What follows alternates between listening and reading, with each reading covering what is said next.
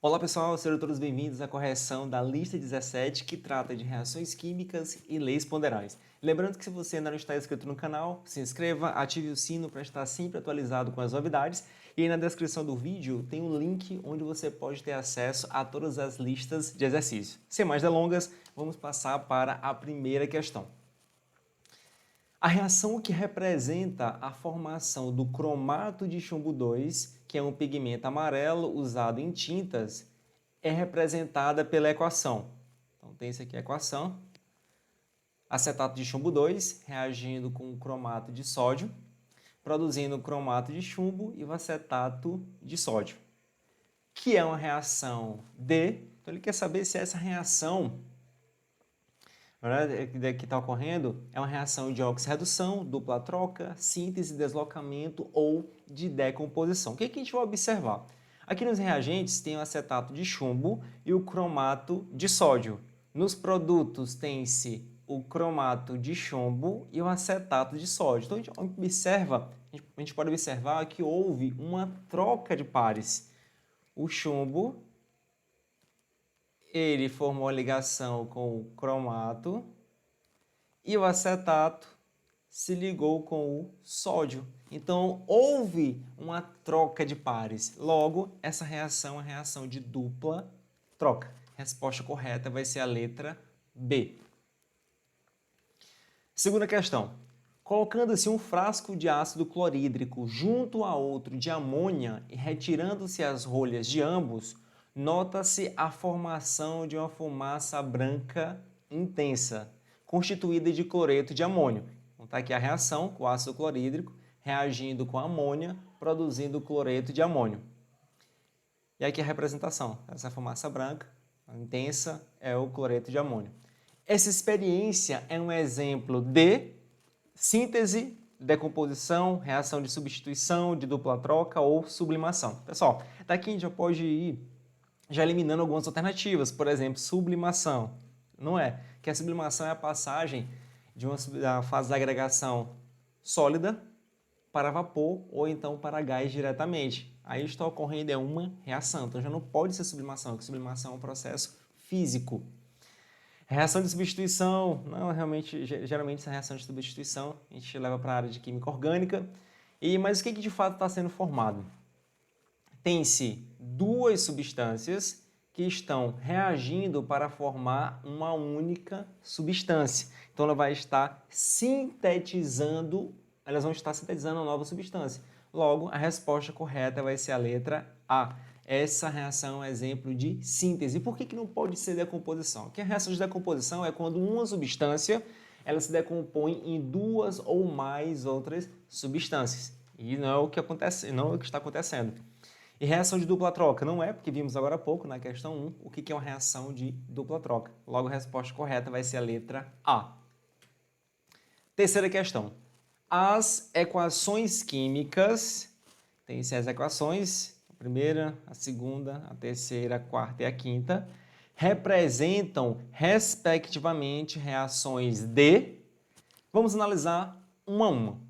Na primeira, observa-se que tem um zinco metálico que está reagindo com o ácido clorídrico, produzindo o cloreto de zinco mais o gás hidrogênio. O que está havendo nessa reação?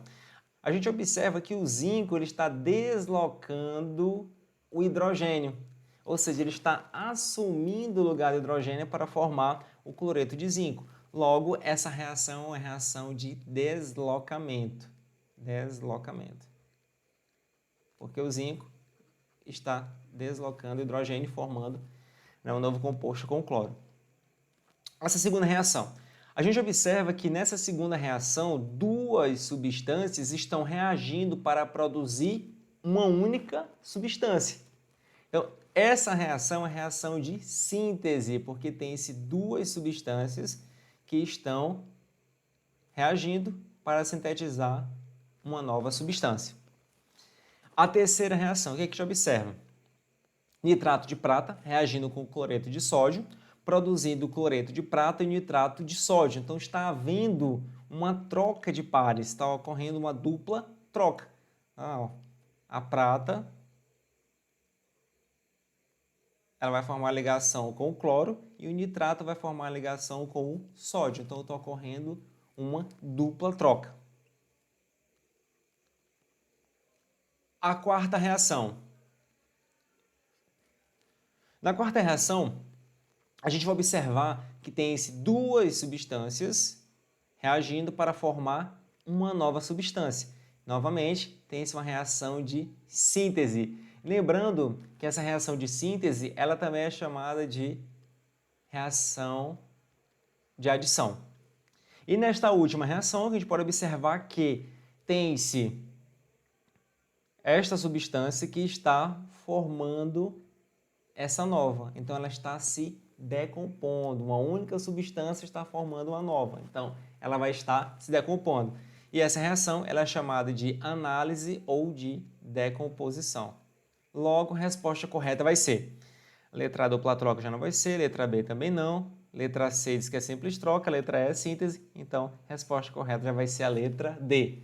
Então, isso significa dizer que já sabendo qual era o tipo de reação da primeira equação, já acertaria a questão. Então, lembrando, ficar atento sempre nesses detalhes, tá? Quarta questão. A quarta questão já vai tratar de leis ponderais e diz o seguinte: ao se passar uma corrente contínua na água, que é chamada de eletrólise, lembrando esse conteúdo de eletrólise, ele é ministrado no segundo ano. Ela é decomposta em seus constituintes, hidrogênio e oxigênio. Então, está dizendo que a água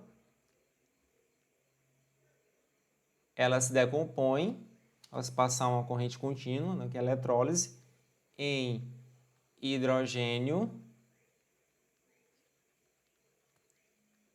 e oxigênio. Os dados experimentais mostram que as massas dessas duas substâncias sempre estarão na mesma proporção de 1 para 8, seguindo a lei ponderal de Proust. Essas reações também seguem a lei de Lavoisier, isto é, a massa no sistema permanece constante. Em outras palavras, podemos dizer que a soma da massa dos reagentes vai ser igual à soma da massa dos produtos, segundo Lavoisier.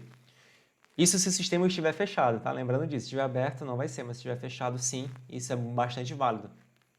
Com base nessas leis, indique a alternativa que traz os respectivos valores das massas em gramas que substituiriam corretamente as letras A, B, C e D nesses experimentos. Vamos lá, pessoal.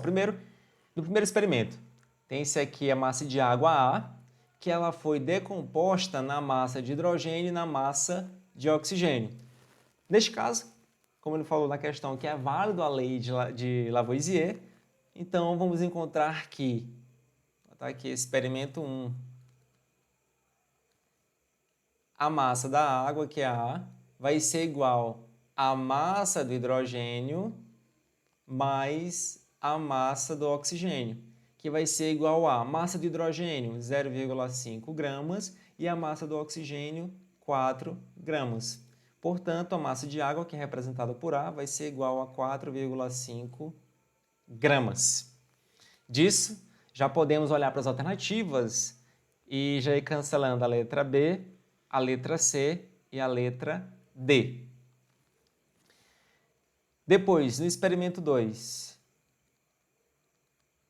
No experimento 2, tem-se a massa da água, tem-se a massa do oxigênio, mas não se tem a massa do hidrogênio, que é representado pela letra B. Então, tem-se que a massa da água vai ser igual à massa do hidrogênio, que é representado pela letra B, mais a massa do oxigênio. Como queremos encontrar o valor de B, vamos reorganizar esta equação e ter que a massa da água menos a massa do oxigênio, que vai ser igual a massa da água no experimento 2, 9 gramas, e do oxigênio, 8 gramas. Portanto, a massa de hidrogênio, que é representada pela letra B, vai ser igual a 1 grama. Então, permanece letra A, permanece letra B. Agora a letra C, permanece o item A e o item E. Vamos então para o terceiro experimento, que aqui já vai ser decisivo para responder a questão. No experimento 3, a gente observa que tem-se a massa da água, tem-se a massa do hidrogênio e queremos encontrar a massa do oxigênio. A massa da água vai ser igual à massa do hidrogênio mais a massa do oxigênio. Queremos encontrar a massa do oxigênio, então vamos reorganizar. A massa do oxigênio vai ser igual à massa de água menos a massa do hidrogênio. A massa do oxigênio representada pela letra C, que vai ser igual à massa da água, 18 gramas, está aqui na tabela, menos a massa do hidrogênio, que são 2 gramas. Logo, C representa 16 gramas. Resposta correta vai ser a letra A.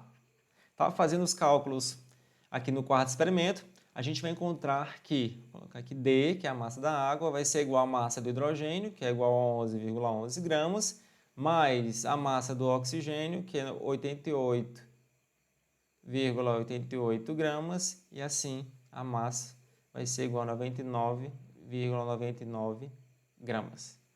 Realmente, já confere que a resposta correta é a letra A. Quinta e última questão. Mais uma questão que envolve as leis ponderais. E diz o seguinte: uma das alternativas para diminuir a quantidade de dióxido de carbono liberada para a atmosfera consiste em borbulhar esse gás em solução aquosa de hidróxido de sódio. A reação que ocorre pode ser representada da seguinte forma: dióxido de carbono reagindo com hidróxido de sódio, produzindo carbonato de sódio e água. Sabendo que 44 gramas de dióxido de carbono reagem com hidróxido de sódio, formando 106 gramas de carbonato de sódio e 18 gramas de água, qual é a massa de hidróxido de sódio necessária para que o gás carbônico seja totalmente consumido?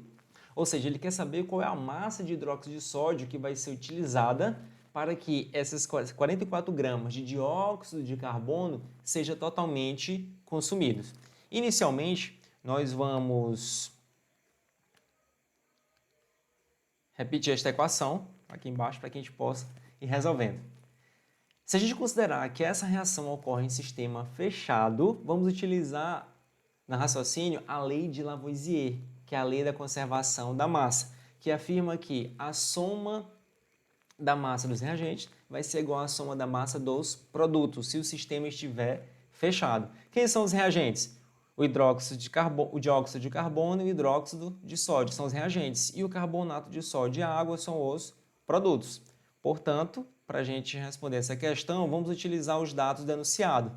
Disse que 44 gramas de dióxido de carbono vai reagir com uma certa massa de hidróxido de sódio, formando, aqui no enunciado, 106 gramas de carbonato de sódio e 18 gramas de água. Tá? Então, utilizando a lei de Lavoisier, tem-se que a massa do dióxido de carbono somado com a massa do hidróxido de sódio, NaOH, vai ser igual a massa dos produtos, que vai ser a massa do carbonato de sódio